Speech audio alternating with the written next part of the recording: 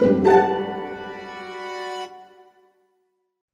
everyone, and welcome to Bound's Author Spotlight, where we talk to two authors whose writing explores similar themes.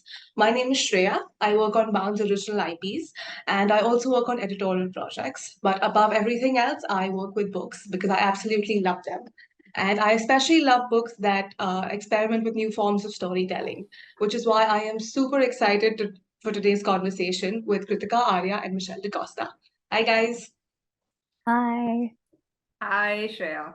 Super Really excited to have do this. Yeah. you.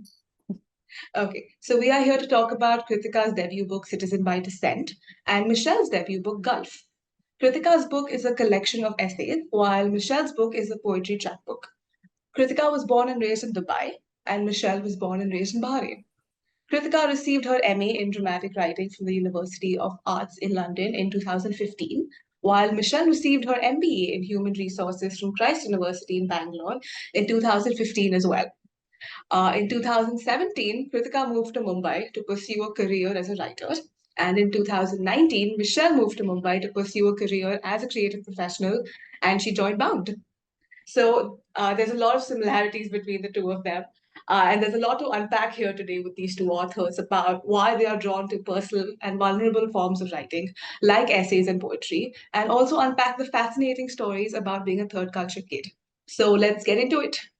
Okay, so first, what drew me to both of your books was the cover, because that's the first thing I saw. But it's also there's so much symbolism, and the imagery is so evocative. So, Michelle, why don't we start off with you? What was the thought process behind coming up with the cover for your book, Gulf? Okay. Oh, yeah. Thanks, Shreya. I think the cover is something a lot of people wrote to me saying that the cover is very evocative and it's just black and white, in fact, and it was on purpose. I don't know why. Somehow I'm drawn to just black and white covers. I mean, nothing against color, definitely. But, I love that, and this was actually interesting because I was just following some artists on Instagram. I think that's the origin story, because like after a few years the story does get muffled in your head. But yes, I think I was following a few artists and I really liked this artist's work, Saloni Dhawan. So she actually just it's just plain black and white ink that she works on with all her sketches, and somehow I was drawn to this. And I remember commissioning the artwork for the book's manuscript, even when it had not got a publisher back then. And I said I would love to have this as a cover. And of course, the book took time and all of that, but I'm just happy that eventually it came out. So like if you ask me why sort of it fits the book that the sort of the book that it is right now, I would say because the title is Gulf. As you know, it's sort of, if you see, there are these hands which are sort of reaching towards some goal which is not there in the picture. It's out of reach. So I wanted to show that anxiety. I wanted to show that sense of ambition, or sort of reaching out to somebody, or for something without really knowing what exactly is there out there, which is to show the whole immigration experience, and just how confusing it can be. I'm glad that you liked it, Shreya. Kritika, your cover has a lot of symbols. So, Yeah. why don't you tell us the process of coming up with those? So I worked with an artist called Gaurav Ogale. He is fantastic and incredible, and I was following his art and I just knew that he had to do the cover because I had seen lots of other artists, but just something wasn't quite clicking. And also the problem was this was the first thing where I was like, I don't actually have a vision for the cover. Like I didn't know what I wanted because the book has so many themes, so many things. I was like, how do you encompass all of this in one thing? And when I approached him, I was just like, okay, so this is what the book's about. And I just handed him the digital copy and I was like, go play. And yeah, and then he just came back with it. Honestly, just took like 2 rounds, and we found like just every symbol has so much meaning. I won't go into all of them, but like, with just there's this sense of like drifting and not being in one place and not having that security, but there's a bed on it, and I personally just love my bed. I work from there, I live from there. So like for me, that was just like, yeah, that could be my home if I were to say that. So yeah, no, like the book, and it's in full color, unlike Michelle. But yeah, it was just this amazing process where I just handed it over and it was his response to my writing. So that was just really lovely. Yeah, and I just wanted to add that, the similarity that I noticed in both of our covers is also the hand. So in your Yeah. the hand pops up from the sky, and mine is Yeah. sort of going towards the sky, reaching out. So I really Yeah. like that. Yeah. And then I think also in a later chapter, there is a black ink painting that someone did. And there is like a world, like a little tornado sucking everything through. And I was like, oh yeah, that's like the hand like pulling your cover. I was just like, oh, that's amazing. Yeah. That is such an interesting creative collaboration. I just love hearing those stories about how, these illustrations come out as like a response to your writing. It's just so interesting. The next question is about the title. So, Michelle, your title, Gulf, is obviously a play on the word. Can you tell us a bit about that? Yeah, actually, I was really confused about, how to title the book, and I'm sure Kritika would agree that that's one of the most difficult things to do, because it's Yeah. often easier to write the piece than, come up with the title. Because sometimes I sort of write the whole poem or the story, essay, all of that, and then I come up with the title. I think rarely have I sort of written something after the title, sort of, like the first step. So with this, I think I was toying with a couple of titles, and then a friend, a poet friend, suggested that Gulf is sort of, like you said, it's a play on word. It doesn't literally mean, the Gulf, which is the Persian Gulf, which I sort of cover in most of my work because I was born and raised there. But it's also this gulf that, the narrator in my poems also feels, right? So for example, there are poems about puberty, and when, you're just so confused in that stage, you don't know what you sort of want. There's this rush of emotions and hormones and everything. So I think gulf is sort of, it encompasses this feeling that comes across when you read the book. There's also a poem called Anxiety. So it's a mix of literally of everything. And like Kritika, I was very confused about what to sort of title it, because at the end of the day it shouldn't feel like just one poem's experience. It should sort of encompass the entire thing, and I felt Gulf did that really well. I think that's come across very nicely. Kritika, your book, Citizen by Descent, the title obviously plays in with the third culture kid phenomenon. So, can you tell us a bit about that? So my title didn't actually come towards the end of the book because I never stopped writing. I kept saying, oh, this is the end, and then I just kept writing more essays. So the title came somewhere in the middle, and I honestly, it just made so much sense because I genuinely thought I was a citizen by birth for India. And that was my rude awakening in 2019 when I found out that I was actually a citizen by descent. And I never thought that because I had an Indian passport the whole time.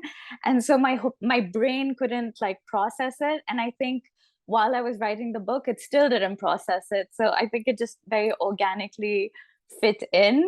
I definitely wrote it wrong the first couple of times. I wrote citizen of descent, and then my father was just like, no, you're wrong. I was like, oh, sorry.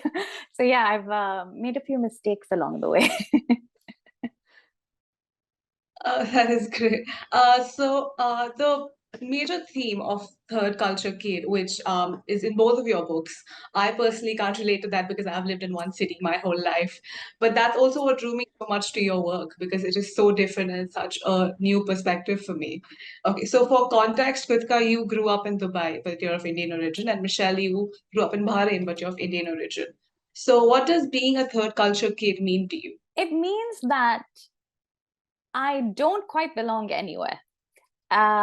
It also means that I feel like I belong everywhere too. Like I feel like I know so much about different cultures. I met so many different people and I was immersed into so many traditions. Like I would celebrate Eid, Diwali, Christmas, everything we would have in our house, or we would go to people's houses. Sometimes I'd do a Ramadan fast just because my friends were doing it.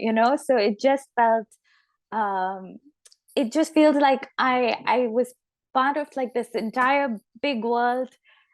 And then I also was like, I don't have one place where I could just be like, this is home. So it is a bit unsettling. Um, being a third culture kid that grew up in Dubai, because you only get residency, you don't get like permanent residency or a passport. So there is that like, where do I go? Where do I belong? So that's what I feel. I don't know where I belong. Yeah, I think a very similar experience, Kritika. You know, a lot of people I've come across, they don't know this, that people who live in the Gulf for almost their entire lifetimes, you know, you come back home and you retire, which is most of the time, like with our parents and all of that, and they're not really aware that you don't get citizenship, right? Like it's they different. It's obviously different in the West. I know it's more difficult now, but it's like a norm, right? That if you live there for a few years, you do get your Yeah. citizenship. Yeah. So with me, I think what was interesting was that I didn't know there was a term for it. For a long time, Yeah. it's because you experience things, right? You don't really look at it as labels or as terms, as you know. But I remember there was a call for poetry, essays. There was an anthology that was sort of released years back when I was in school, and they said that, you know, exclusively from third culture kids. It was actually called a third culture kid anthology, and I said, oh wow, this is a thing, you know. And then when I read the definition, and I said, oh, this is where I fit in, you know. For the first time I felt like, okay, I could express what it feels like to sort of, you know, be between cultures and to sort of experience this limbo, because, you know, it's like living there, but you're also carrying your culture with you, because it has so many Indians, so many expats. Sometimes you don't even feel like you're in another country, you know. Yeah. In fact, and it's you have people from different cultures, it's, you know, different countries. So it's a very I would say strange experience in a way that I could only express through poetry. Yeah. Do you feel like you created your own amalgamation of culture just by like, just because you took Yes. everything from, you're carrying your own? Because I feel like I didn't do justice to any culture. I feel like I took Yeah. part in everything, but I'm just like, but what is this now? So I've created my own essentially.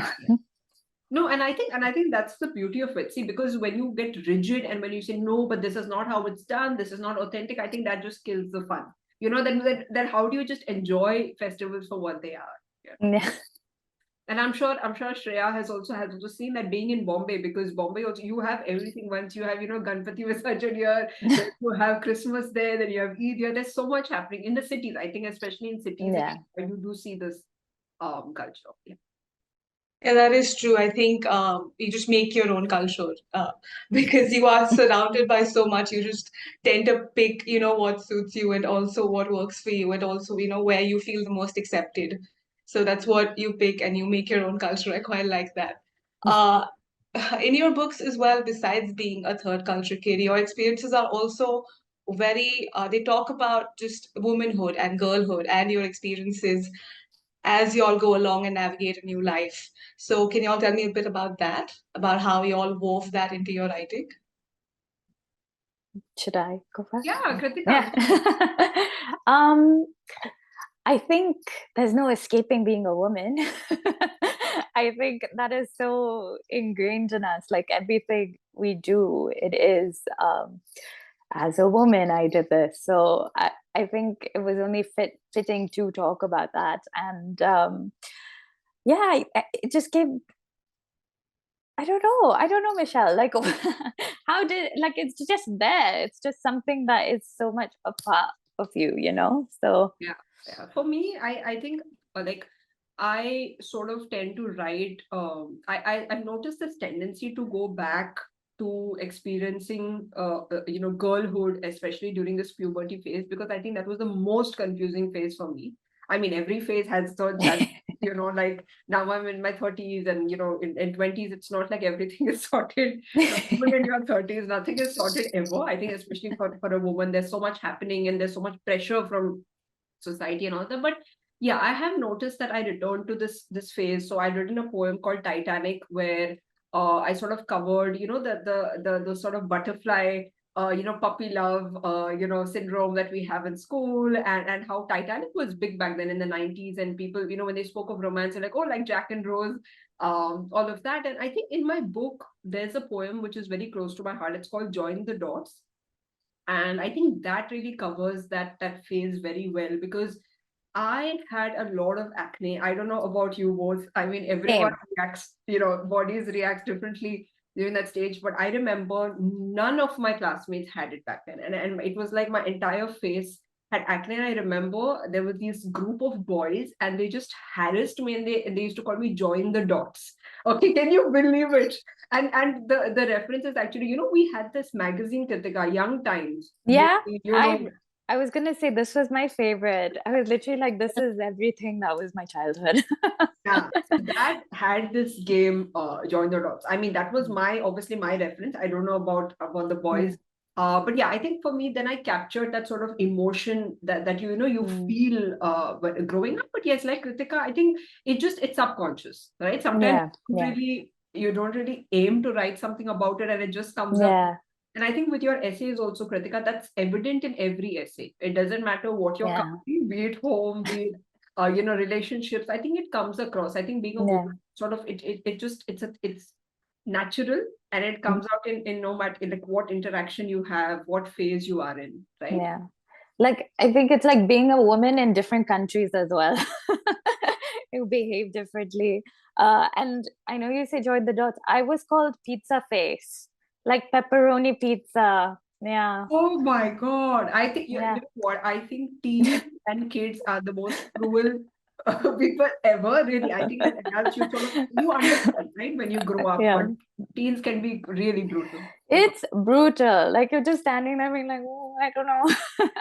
But yeah, like, being a woman in different countries, like, I feel like I behave differently in every country. And even now in India, I'm still figuring out which version of me should be here. Because living in Rajasthan, it's very different than living in Bombay as well. Like, I don't know if you experience this, but yeah, it's just so different where I'm just like, oh, girls, don't just go do this in Jaipur. Like, Bombay, you can go out at like 4 at night. Jaipur, I've got a curfew, and I'm like, I'm 30 years old. But yeah, it's great. Yeah, no, that's very interesting. I think, yeah, even with me, if I think about it now, every place has its own, version. So if I remember Bangalore, I studied in Bangalore and we had a dress code and we had to wear just Indian attires, which was like either kurta or salwar kameez. And I remember the entire phase of living there. I can only remember myself in that desi attire, and now that I've moved away, I have a very different experience. So yeah, I do think for women, it really matters where you live, what you do. It sort of dictates a lot of Yeah. So when you move to different cities, obviously it's an entire cultural shift, but as a woman, is it like another layer of alienation that you all feel? Absolutely. Yeah, totally, totally. It's like I can share maybe my experience of moving back to India, not back to India, sorry. Like I didn't really move to India before.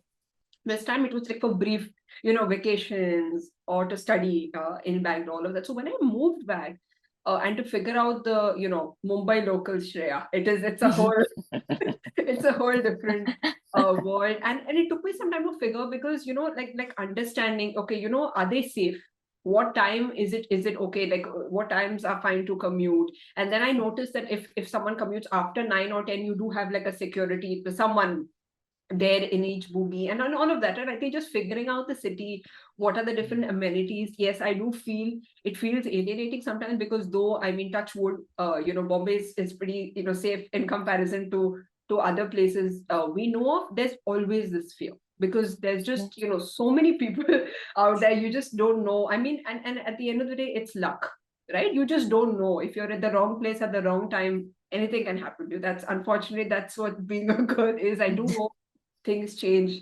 though. But what is it like for you, Kritika? And I think you've been in London and you've been outside India studies as well, right? Yeah. So I think when I was for my undergrad, it was a lot safer because it was like a small university town. I was in York. So that was fine. Like it was so small. You would just do campus and then the clubs or something. But when I moved to London, I think thankfully I moved to London when I was slightly older. So that really did help a little bit. But I chose to live in Tottenham, which was considered like not the safest area. Like normally third culture children or NRIs would go live in like Mayfair or like, central London. But I was like, no, I'm going to go live in a warehouse with my best friend from university. We're going to have cats. And it was just such an experience to live there, because you're not really allowed to live in these warehouses, but there was like a little clause. And at night I would be waitressing, so I had like different part-time jobs. So I would be waitressing, so I'd get home late at night, and like I would think, oh, this is not that safe, but you just do the things where you call someone or you text someone or you let them know where you are and just do those things. But honestly, I really loved I really loved that experience of like living in that area, because even though it might have been a bit uncomfortable, it was just so exciting. There was always something happening there. There was something creative happening there. Like, so I think it is about luck, but I think it's also just there are good people around. I want to believe that there may be some bad apples, but there are good people around everywhere. So you can have the best experiences no matter where you are. Yeah, and I can really relate with that experience, Ritik. I think most of the girls can relate about calling someone just to pretend. I think that happened to me in Bangalore once, where I was with my friend. In fact, it wasn't dark. I think it was just 3 or 4 p.m. But we got really weird vibes from the rickshaw driver. And then I just, spoke in a really loud voice. I pretended to call someone. I said, hey, we are just getting down here. And it was very scary. And it was really, it was weird because there were so many. No, I mean, there wasn't really a reason to be scared. I just don't know how to explain it, but you get these vibes. I think with girls, you can sense, there's an instinct that you have. And yeah, like you said, there are always good experiences and bad experiences. Yeah. I think the traveling while talking to someone has become such a part of my life. I can't travel without talking to someone now, whether it's safe or not. I just have to have someone on call. And that's just, I think that's the universal experience, no matter where you are. You just have an instinct to be safe. Um, also- okay. So, thank you so much for sharing your experiences. Now, you all talked about, making your own culture. What was interesting to me when I was reading both of your books and also researching on third culture kids is that when people living in the Middle East are really referred to as NRIs in the same sense that people living in London or America are. Even in pop culture, in most of our movies, when you see people living abroad, it's going to be in London or in America, and that's not. I guess there's no like representation you can say about your identity as living in the Middle East. So, how do you feel about that? I mean, I wrote a book about it so that I could see myself. But yeah, I mean, I would, as a kid or even as an adult, I would just grasp at anything to be like, oh, that could be me. Little bit, that's me a little bit. Like most recently, I was watching Never Have I Ever, and I was like, oh, that could have been me. And I was like, it's not me. I don't have that rage issues, but I just yeah, I think it was like just trying to find anyone that I was just like, oh yeah, because I mean, it's very unrealistic to be like, oh, I don't know, Angelina Jolie, or I'm one of the friends from Friends. I'm not any of them, unless people like compare me to Janice. That's one thing they do with the laugh and the nasal. But yeah, I think I didn't really see that many stories from the Middle East, and so it wasn't like I wrote this thinking I'm going to represent everyone, but I think it was just like maybe there's space for my story. So that was it. Yeah, no, that's true. I mean, if I think about it as well, it's this validation, this sense of validation that you look for, and it could be in anything, right? So I remember being obsessed with writers' journeys way back in school itself, and I used to Google about writers, reading the Wikipedia, going to YouTube, seeing I mean, YouTube is pretty recent, but I think mostly reading about their journey. So I think be it anything in life, if you sort of feel this closeness with your identity, you do want to see that represented in stories and culture. I remember telling my parents that in every Hollywood movie that I had seen, they always had these stairs. They had an upper sort of floor in their house, and they would go up to their stairs, they would just stomp off the stairs. And I wish I could do that, but I don't have stairs at home. And it was just so difficult to relate sometimes. So for example, even be drinking water out of the tap, and that too from from the toilet or from the loo, where we would never even think of doing that, right? It's just this whole gap between the culture. And yeah, I never saw any sort of representation. I remember reading The Namesake by Jhumpa Lahiri and imagining what if a book like this existed in the Middle East, which is, I think, it was very motivating for me as a teen. And I think that's how I just started writing. And yeah, I didn't consciously set out to write something different. It's just my experience, and I hope that other NRIs in the Middle East would sort of relate to it. That's great. Thank you so much. So now delving into your books, I just want to ask, what are your favorite essays, Kritika, in your book? For me, it was How Did You End Up Here? I really love that essay because I think you talk a lot about, your body's reaction to anxiety and stress, which is, again, I guess not talked about so much because it's not really, I mean, it's not pretty to talk about having diarrhea as a reaction to stress and just having that for a prolonged period of time, which was really interesting. I loved reading about it. And also, I think you end with like a series of texts. And I love that. It was like a modern epistolary novel where you can just trace your journey and the various different perspectives you were giving to your friends and your family. And I just love that. What was your favorite essay to write? And now that the book is done? And Ah, before Kritika adds, I wanted to add, it's such a coincidence, Shreya. That is what I loved about the book. That exchange, that whole bit where you put, so just for context, for our listeners, there's this whole section where she has texts that are written to her best friend and her sister. And on the other hand, we see the same time, but texts going out to her parents, and they are very different from each other. I really love that because it just shows that you have so many sides to yourself which you can't really reveal to every person. And I always look out for these contemporary bits because that's how we chat these days, right? It's yeah, often texts and these hurried messages. People don't really have time for calls. So I thought that was done really well. nice. Well, now my parents know how I talk to them. They are not impressed. But yeah, I mean, How Did You End Up Here was one of the hardest ones to write, because there was a lot going on there. But I feel, honestly, I think one of the most comforting ones was the one that I wrote about my dog. The two essays I wrote about my dog. I love him and he is the best, but because of his anxiety, I got more anxiety. So just to give more context, like basically I adopted a dog in 2021 and I was always wanted one. He was the best puppy. I was like the amazing. And then I got the most anxious puppy in the world. And during lockdown, so he was so used to like a quiet world and everything was silent and like there were no men around, and then suddenly like 7 8 months later India was back to being India, and he was like, I am not okay with this. And it really stressed me out. Like it's one of the things, like even to this day, if we have a bad walk, I will sit and think about it. But it's such a journey to then, like I have to now control my anxiety for my dog. Because if I let it show, then he will be like, oh, we're worrying, I'll worry now too. So yeah, I think that was one of the funnest essays to write because anything about him just brings me joy. I don't think anyone's gonna like this answer, but I love that essay. But it also deals with like my body image issues, like the whole thing, like where we're growing and we're both anxious. Like there were just so many similarities in my dog and I that I just felt like, oh, I feel seen now. No, I absolutely relate because I adopted a cat recently this year when we moved to like a new flat. It was still within the city, but I think getting my cat, who I love so much, made me feel a little more rooted to this place. Like it gave me Yeah. like I felt that, but also because this was the first time I was having a pet, there was so much anxiety that came with it. Like, is this normal? Is my cat supposed to be sneezing? I don't Yeah. know. Do you Google everything? Yes.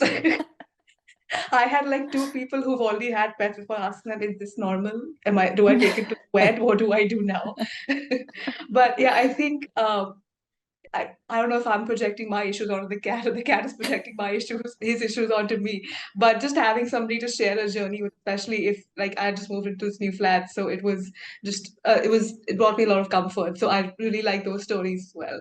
So Michelle, in your poetry collection, my favorite poem of yours was When They Ask, because I think it was a lot. about asserting your identity as a woman and also as a citizen of the country when all you get are just like questions, just one on top of the other. So what was writing that for you, and what is your favorite poem in the collection? Yeah, I mean, okay, I'm surprised that you liked it. I don't know, somehow I feel like, so, while some really like that it was a very direct poem, it's, as you know, it's written after another poem, which is very similar.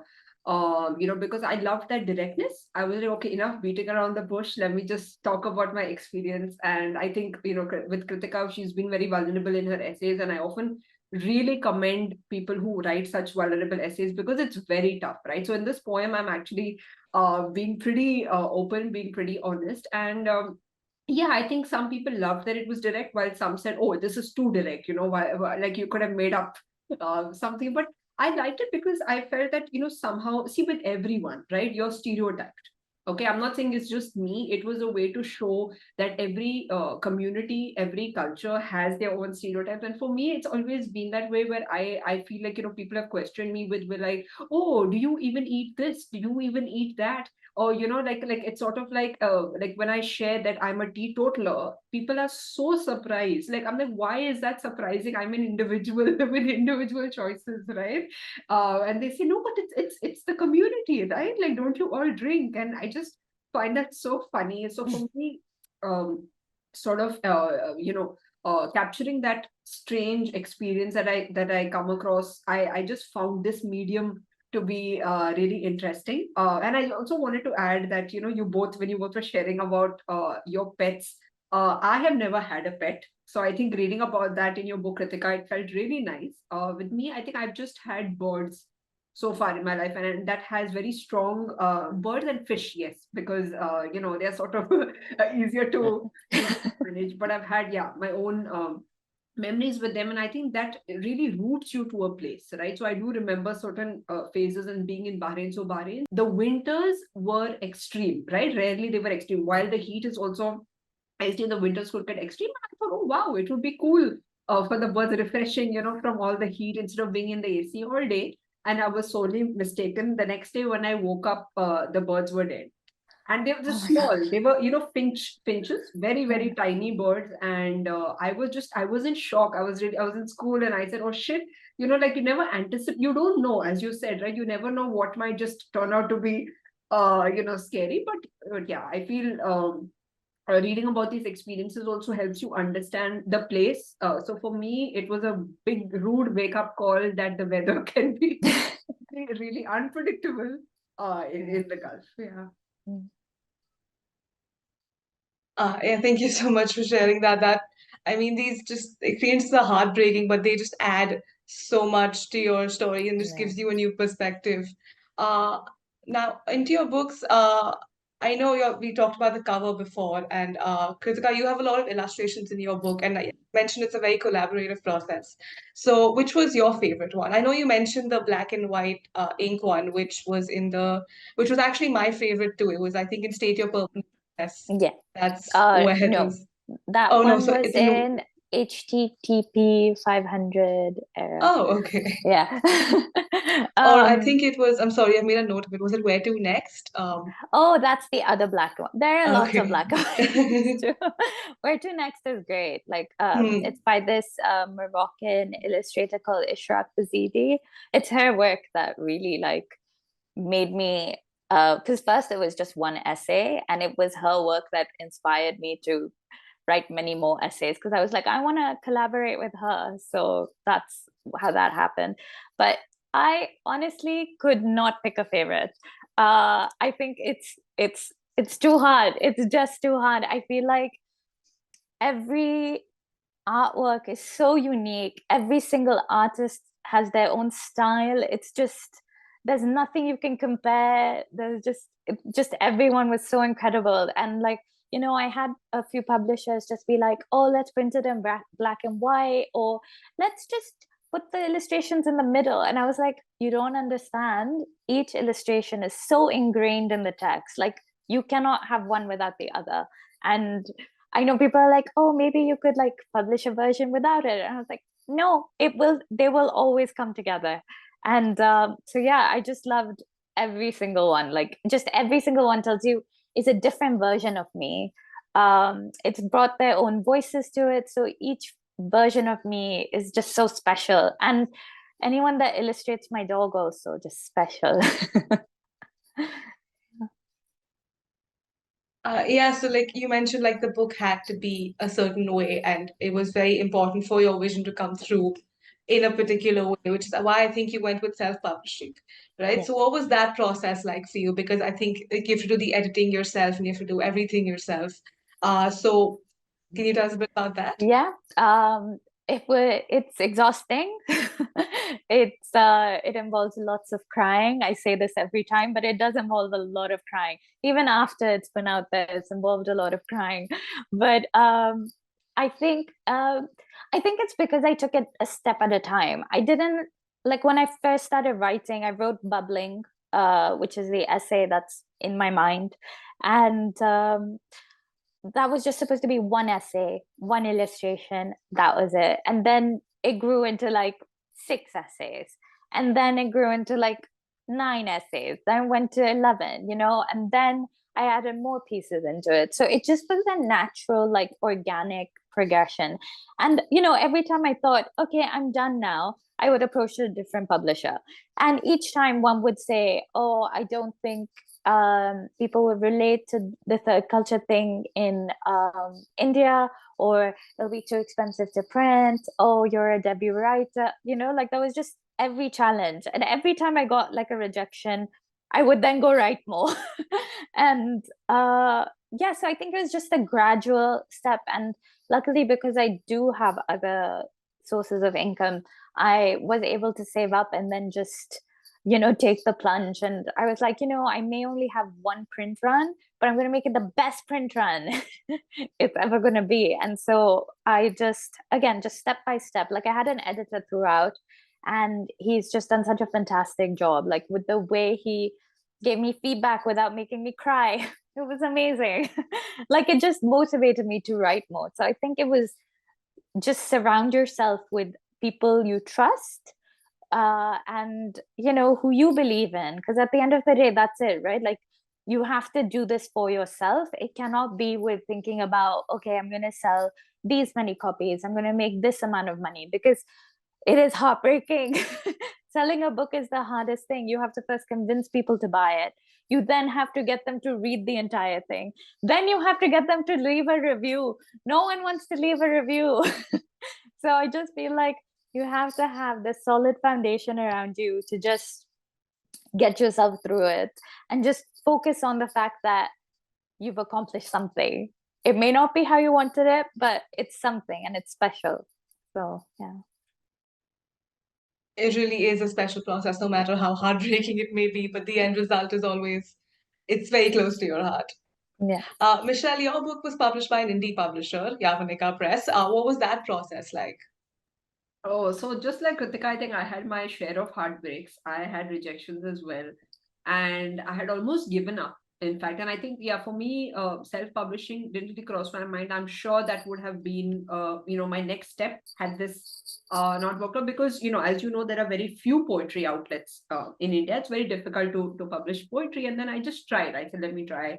I sent it in, and then I was shocked when I got their reply. They liked it. So what I liked was that they didn't just sort of accept it as it is. Like there was this, back and forth where they rejected a few poems, and they said, okay, let's send some new. We'll see if it fits in all of that, because I mean, unlike a poetry collection, which is a full-length poetry collection, a chapbook has to be very focused. It has to sort of have a very like one theme. As you said, Kritika, there's a lot of themes, and then how do you sort of narrow it down and make it focused and all of that. So that that process was interesting. And just like Kritika, I actually had a collaboration with an artist friend, Namrata Narendra, who is a very talented artist. She created this series of artwork based on my poems, and I obviously always intended to publish the artwork with the poems, but then it was just the format of the publisher, and they said no, but they kindly published the artwork on their social media handles, right? When they promoted, they used it as promotion material.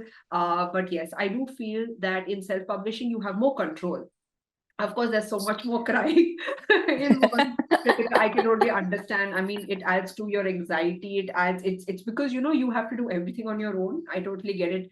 So I feel with be it indie publishing, traditional or self-publishing, every author has a lot to sort of give, because like you said, Kritika, in this world where you have so many books coming out, how do you convince someone to read your work? How do you make them leave a review?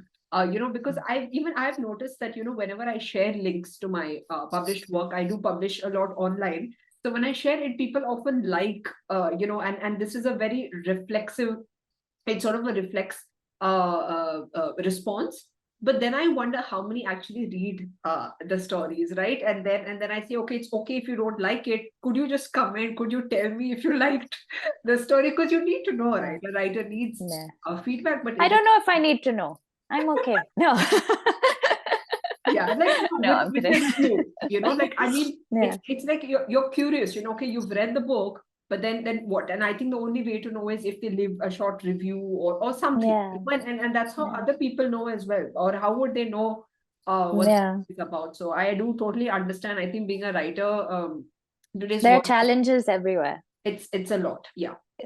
And there are compromises everywhere. There's just so much you have to factor in when you just want to put a few words out. Like I know, right? Like I'm in it, for the joy of writing. I love writing, but of course it's much more than that. You want people to read your work. What's the point if it's just, you write and the book stays with you? Yeah, sure. So both of you do have full-time jobs and you'll also balance writing on this side. So what is that like for you? Do you have like a set process for writing? Like I'll write 1 hour every day or just whenever inspiration strikes? What's that process like for you, Kritika? So no, I do not have that discipline. I'm sure if I did, I would be doing everything. I wish I had that discipline, but I think again, I do have anxiety and depression. So it is trying to find that balance, because if I do end up putting too much pressure on myself, it just ends up going horribly wrong. Um, Luckily, like when it comes to paid work or deadlines, I do make my deadlines. Like for now I've made all my deadlines. But yeah, I think it is just like pushing myself to do more writing for myself, because I think when I wrote this book, the world had shut down, so there wasn't that much paid work. So I was like, oh, okay. And it only came like 2 months into the pandemic that I was like, okay, I could write this just for fun. And so that's how it came about so organically, because I wasn't focused on doing anything. I was just writing for myself. So now with the world back on track and just, well, semi on track, with the world the way it is and work coming my way, it is a bit hard to find that balance, because I am a freelancer. So I do have like normally about like 3-4 projects, and then I do it. But I still have like 2 projects that I'm working for me. So I am trying to just push myself. I'm like, okay, tomorrow will be the day that I will work and not nap. But I'm but no, I am trying to. I feel like I don't want to put that pressure on myself. Like I will do an hour a day. I think if it's coming, I will just do it.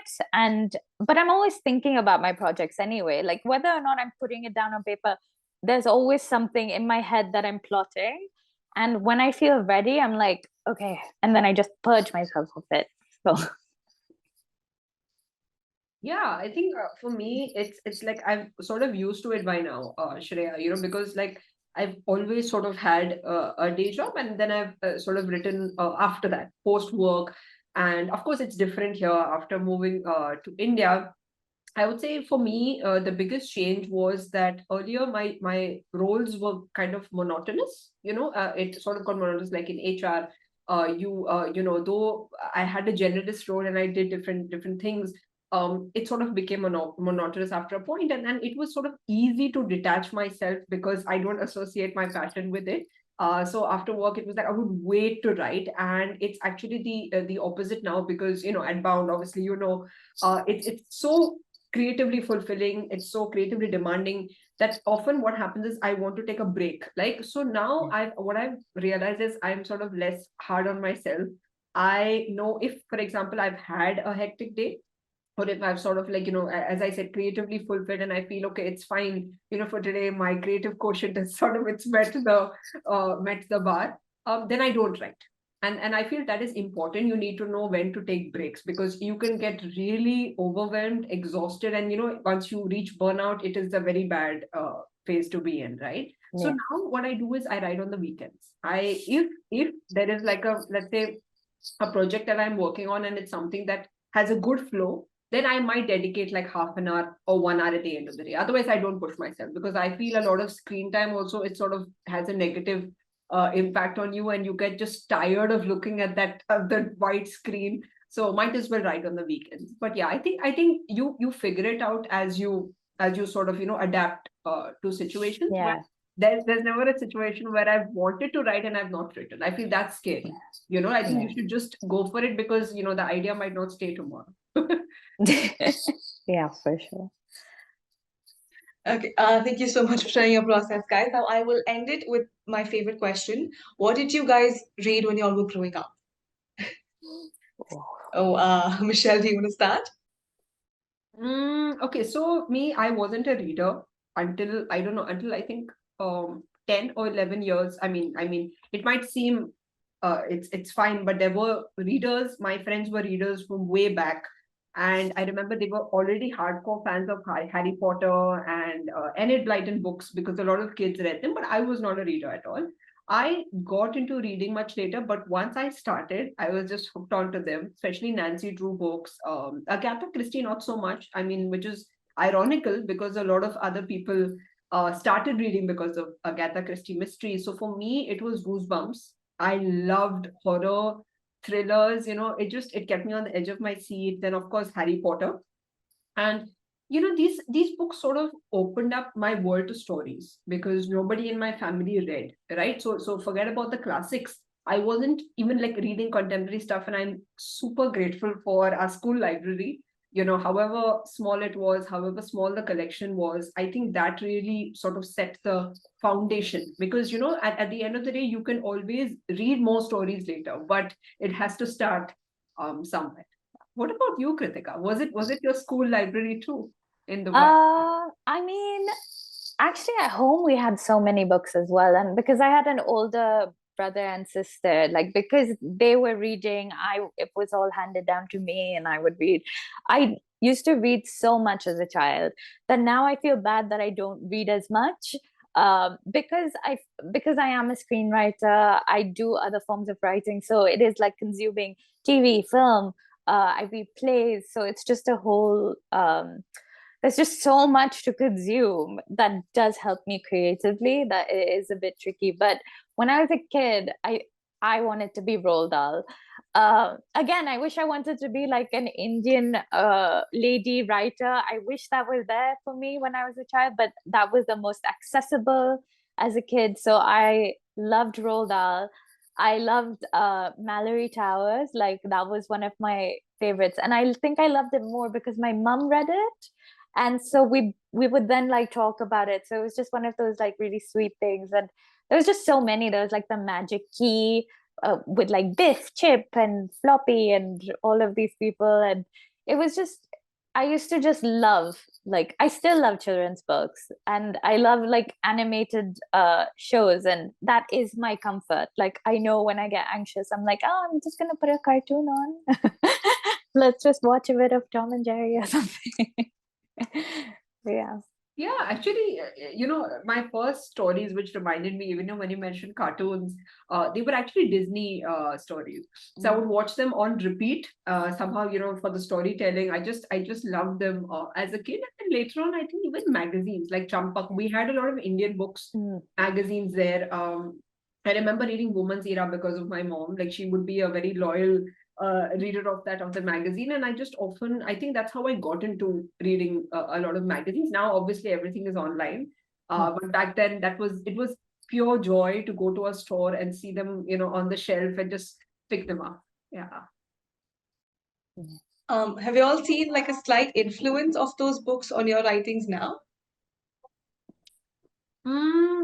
Probably. I think it's very subconscious. Obviously, like back in school, I remember writing books exactly like Goosebumps, and I would write, and I would probably, I think, change a thing or two, but it would be exactly the same. And I said, oh, this would just make people read it. And I remember sharing it with a classmate, and the classmate said, I hope you don't mind honest feedback. I said, no, please do. And I just sort of, I wished I could take back my words, because as a teen, it was pretty scarring. But yeah, I really liked what he said. He said, see, this is exactly like R.L. Stein. Where is Michelle?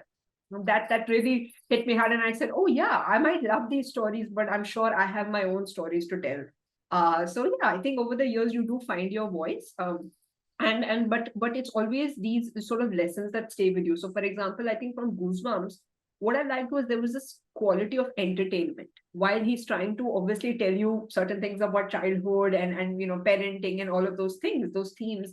It's obviously entertaining and you want to know what happens next. And I think that's something I think about when I write, even though I write literary fiction, not much of horror, but I always make sure that the reader is invested in it, that they want to know what's coming up. I wish I could write like the people who influenced me, but but I think so. Roald Dahl being one of my favorites. I love the way that he used to describe things, the way he built these worlds. Like I felt like I was there. Like I read his autobiography. Like I just always like you feel like you're in their world. And so whenever I watched those movies that they would do for these films, I was like, oh, but this is so different from my mind, and you did not get it right. You did not get his vision. But no, like I just so I think that world building, like creating that space, that is something that I look to do in my writing. Because even and like what you said, where is Michelle? That also came so true. Like while I was doing my master's, I wish I had a bit more guidance, because for one of my final projects, I wrote about a white male called Jason. And I was like I wrote about this white American man. And I was like, why did I do that? Like now looking back, I'm like, why have I done this? And so I think that was also a very subconscious thing where it's like, this is something that I know better than I know about myself. So I'm just like, okay. But now I feel like I'm taking that story that I did, and now I'm like putting it in India. And now I'm like being like, I'm gonna do justice to this. So I think it is just slowly taking what you know and then applying it, but like to your writing and making it your own. You can't be anyone else, and you shouldn't try to be. So yeah. Yeah, and I think just being confident in that, like a lot of writers, ask me, is it okay to have Indian names in the story? And I said, why? And I say, why not? If your character is Indian, they should have an Indian name, right? It'll be so weird, like you said, if there's an Indian guy called Jason, but he's not Catholic or whatever, Yeah. feel really awkward, right? But yeah, I think we've all had this because all of our influences were British and American back then, right? So I think I remember reading about in Enid Blyton stories, reading about scones, and then in Harry Potter, buttermilk and all of that. You read this and you would imagine they would be so tasty, whereas in reality, some of them are just ordinary, food, like how we would dosa. But The power of writing. I swear, that's what. So I feel we are getting there with Indian stories, like just embracing our culture and being ourselves. I know that is so real, Kritika. When I was writing in school, all of my protagonists were white, and all the stories were set in America. And looking back, I was like, why? It's just so much of what I read was American or British, so you can't picture having Indian characters in an Indian setting, and like that doesn't feel right to you. And like now, I feel like I have to make a very conscious decision of where I'm setting, or if I'm writing, where I'm setting my stories. So, but yeah, thank you so much for sharing. That was so great, and I think we will wrap up this session here. So thank you so much for joining me, Kritika and Michelle. It was so great to hear from the both of you. I loved hearing your process of writing and how your stories came about. So thank you so much. Do you all have one final thing if you want to share about your books? What would that be, Kritika? Oh, one thing. I would say please buy it, but no. Buy it and share it, because there aren't that many out there. But I think I just want to share that really my book is just about not feeling alone. Like I have anxiety, and I know like a lot of publishers said that people don't care about the culture kid stories. A lot of people have said that, like, why would someone want to read your memoir? You can't see my thing, memoir. And I was like, I don't know, because I feel like there is a lot that is relatable. And I worked with people from all around the world, and every single person found something that they related to. So I just feel like, you will find something that, you connect with. And I really hope that it just does help in any way, in like the slightest way. If it just encourages you, like you're like, oh, this isn't written that well, I could do better. Good. Please write your story. Like if it encourages you to do writing and like prove me like the worst writer, then do it. But I just want people to read it and share their thoughts.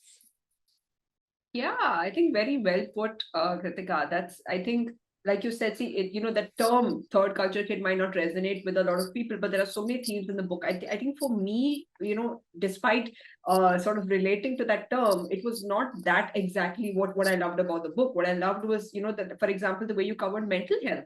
That's something everyone goes through, but nobody talks about it. We don't have enough books about that. And I loved reading, your essays about anxiety, depression, and just, confusion with life, not wanting to sort of, go with the flow, all of that. So I love that. And yeah, for me, I think what I would say is just, embrace stories, embrace authentic stories. I am really big on promoting Indian voices. And this is just, I mean, it's not a part of Bound. It's something that I've done since I was in Bangalore, actually. Looking at books in Blossom's bookstores and all of that, I came across so many brilliant writers that I had never ever seen before.